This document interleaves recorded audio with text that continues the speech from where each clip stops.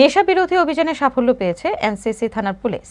এক বাড়িতে অভিযান চালিয়ে 6 গ্রাম ব্রাউন সুগার এবং 100 খালি কৌটা এবং নগদ টাকা উদ্ধার করা হয়েছে। সাথে নেশা কারবারির সাথে জড়িত এক যুবককে আটক করা হয়েছে। জানা গেছে, গভীর রাতে গোপন সূত্র সংবাদে দুর্জয়নগর এলাকার বাসিন্দা সাগর দেবনাথের বাড়িতে পুলিশ অভিযান চালিয়েছে। তার বাড়িতে অভিযান চালিয়ে 6 গ্রাম ব্রাউন সুগার, 100টি ব্রাউন সুগারের খালি কৌটা এবং নগদ টাকা উদ্ধার করে পুলিশ।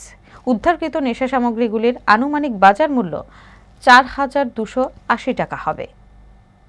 খবর আসে যে দুর্জয়নগর এলাকায় জনৈক সাগর দেবনাথ সে huge quantity brown sugar store করেছে ইলিগালি বিজনেসের উদ্দেশ্যে।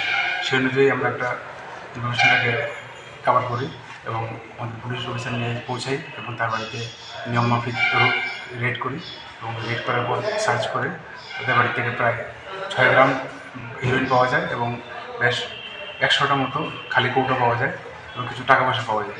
এগুলি আমরা সিজ করি এবং তার কথার ভিত্তিতে তার সঙ্গে আরেকজন বিপ্লব দেবনাথ, তাকে আমরা অ্যারেস্ট করি, তারা নিয়ে আসে এবং একটা এনডিপিএস কেস রেজিস্টার করছি এবং তাদেরকে আমরা কোর্টে পাঠাবো পুলিশ রিমান্ডে।